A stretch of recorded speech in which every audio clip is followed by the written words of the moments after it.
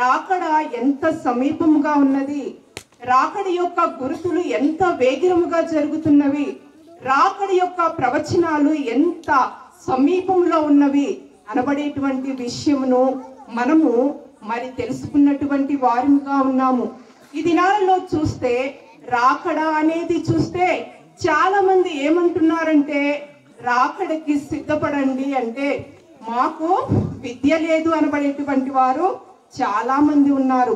ఇంకా రాకడకి సిద్ధపడండి అంటే అందరూ శ్రమలు ఎట్లా అనుభవిస్తారో అవి మేము కూడా అనుభవిస్తాము, అందరికి ఎంతైతే మాకు కూడా అంతే అవుతుంది అని తెలుసుకుంటున్నారు. అయితే మరి కొందరిని చూసినట్లయితే ఈ లోకంలో ఉన్న ప్రతి దానిని కూడా పొందుకోవాలి, ఈ ప్రతి దానిని కూడా మరి వారు ఈ లోకంలో ఉన్న ప్రతి దానిని అనుభవించాలి అని చూస్తున్నటువంటి క్రైస్తవులు కూడా ఉన్నారు. కానీ ఆ క్రైస్తవత్వము మరి ఈ క్రైస్తవత్వము రాకడికి సిద్ధపడాలి అనబడేటువంటి ఆలోచన ఎవ్వరిలో కూడా లేదు. కాబట్టి ఈ దినమున మనం జ్ఞాపకం చేసుకున్నట్లయితే మరి యేసుక్రీస్తు ప్రభు వారి యొక్క రెండవ రాకడ అతి సమీపంలో ఉన్నది. మనం చూస్తున్నాం కదా, యుద్ధ పరిణామాలు మనం చూస్తే ఏ విధంగా ఉన్నాయి. రాకడ చాలా ఆలస్యం అని తెలుస్తుందా? ఏ విధంగా ఉన్నాయండి? చాలా సమీపముగా, చాలా మరి వచ్చేటువంటి దినము ఈ రోజు రేపు అన్నట్లుగా మనకి కనపడుచున్నది. కనుక అయితే ఈ రోజు రాకడ గురించి తెలుసుకోవాలి. రాకడ వచ్చినప్పుడు ఏం జరుగుతుంది అనబడేటువంటి విషయము ఎవ్వరూ కూడా గ్రహించుకోవట్లేదు. రాకడ వస్తుంది అంటే వస్తే రానీలే అనబడేటువంటి వారు చాలా మంది ఉన్నారు. రాకడ వస్తుంది అంటే మరి వెళ్ళిపోయేటువంటి గుంపులో మీరున్నారా అంటే మేము లేము, మీరే భక్తులైతే వెళ్ళిపోండి అనబడేటువంటి వారు కూడా చాలా మంది కనపడుతూ ఉన్నారు. గనుక ఇక్కడ ఈ యొక్క రాకడ పండుగల యొక్క విషయంలో రాకడ గురించి, ఈ యొక్క శ్రమల గురించి మనము తెలుసుకోవలసినటువంటి వారమై ఉన్నాము. అయితే రెండవ రాకడలో పెళ్లి కుమార్తెగా సిద్ధపడిన విశ్వాసులైనటువంటి వారు ఏమవుతారంటే ఎత్తబడతారు. యేసుక్రీస్తు ప్రభువు మధ్యాకాశంలోనికి వచ్చినప్పుడు మరి ఎత్తబడేటువంటి సంఘముగా ఆ యొక్క రేప్చర్ దినాలలో మనం ఉన్నాము. కనుక ఇక్కడ పెళ్లి కుమార్తె ఎత్తబడుతుంది. అయితే ఎవరు ఎత్తబడరు అని, ఎవరైతే ఎత్తబడరు, ఎవరైతే మిగిలిపోతారు అనబడేటువంటి విషయం మనం చూస్తున్నట్లయితే సిద్ధపడని వారు ఎత్తబడకుండా ఉంటారు. మరి సిద్ధపడకుండా ఉండేటువంటి వారు చూస్తే మేము ఆలయానికి వెళ్తున్నాం కదా, మేము సిద్ధపాటు కలిగి ఉన్నాము అనబడేటువంటి వారిగా ఉన్నాము. కానీ స్కూల్కి అందరూ వెళ్తారు, అందరూ పాస్ అవుతారా? అందరూ పాస్ అవుతారండి? కారు.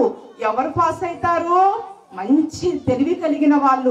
అదే విధంగా రాకడ తలంపు, రాకడ ప్రార్థన, రాకడ స్థుతులు ఎవరైతే కలిగి ఉంటారో వారు మాత్రమే రాకడకి సిద్ధపడేటువంటి వారుగా ఉంటారు. మరి ఈ యొక్క క్రైస్తవ సంఘంలో మనం చూసినట్లయితే నామకార్థ క్రైస్తవులుగా చాలా మంది ఉన్నారు. మరి అలాంటి వారు ఎత్తబడతారంటే వారు ఎత్తబడరు, కానీ విడిచిపెట్టబడతారు. నామకార్థ క్రైస్తవులు ఎవరండి? నామకార్థ క్రైస్తవులు అంటే మరి విశ్రాంతి దినమున ఆలయానికి వెళ్తారు, కానీ ఇంటికి వచ్చినాక వారు ఏం చేస్తారంటే వారి యొక్క సొంత విషయముల మీద మరి అనేక విధమైన అన్ని ఆచారాలు పాటించేటువంటి వారుగా ఉంటారు. మరి చూసినట్లయితే మేము క్రైస్తవులమని చెప్పుకుంటారు, కానీ వారు ఏం చేస్తారండి, మరి క్రిస్మస్ వచ్చినప్పుడు వారు ఏం చేస్తారు, సున్నాలు కొట్టుకుంటుంటారు, వస్త్రాలు తీసుకుంటారు, తినుబండారాలు అన్నీ కూడా తయారు చేసుకుంటారు. కానీ వారైతే మరి ఆలయానికి వచ్చేటువంటి వారుగా ఉంటారా? వారు కూడా క్రైస్తవులేనా? కాదు. అలాంటి వారందరూ ఎవరండి? నామకార్థ క్రైస్తవులు. కొందరైతే ఆలయానికి వచ్చి ఇంటికి వెళ్ళి ఏం చేస్తారండి, మాకు దిష్టి తగిలింది కనుక మేము దిష్టి తీసుకోవాలి అనబడేటువంటి వారు కూడా ఉంటారు. వీరందరూ ఎవరంటే నామకార్థ క్రైస్తవులు. వీరందరూ కూడా విడవబడేటువంటి వారిగా ఉంటారు.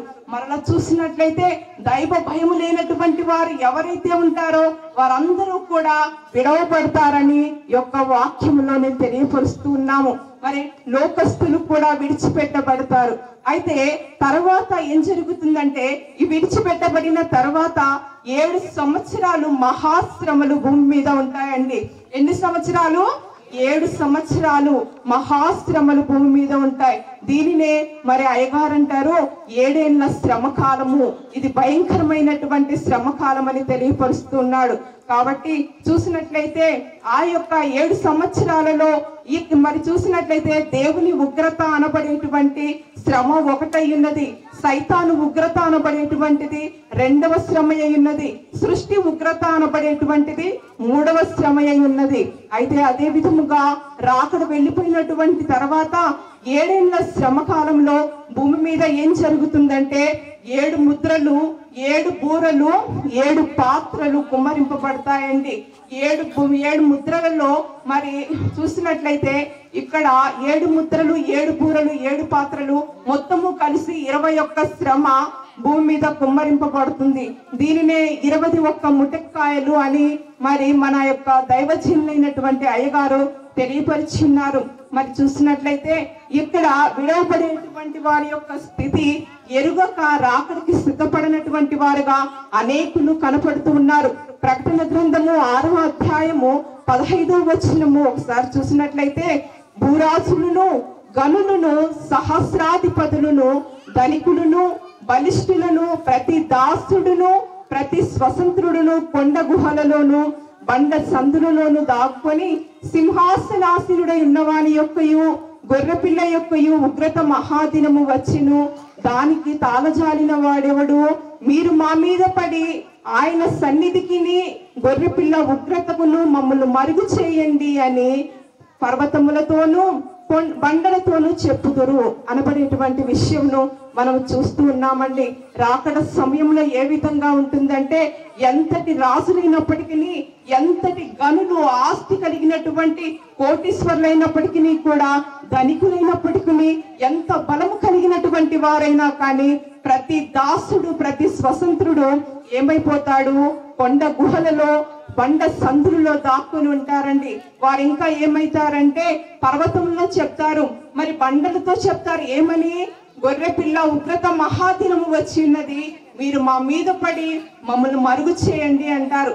ఎవరైనా కానీ ఎంత శ్రమ వచ్చినా, ఎవరైనా ఈ భూలోకంలో పర్వతం దగ్గరికి వెళ్ళి ఓ పర్వతమా నా మీద పడు, నన్ను చంపు అనబడేటువంటి వారు ఎవరైనా ఉన్నారా ఈ రోజుల్లో?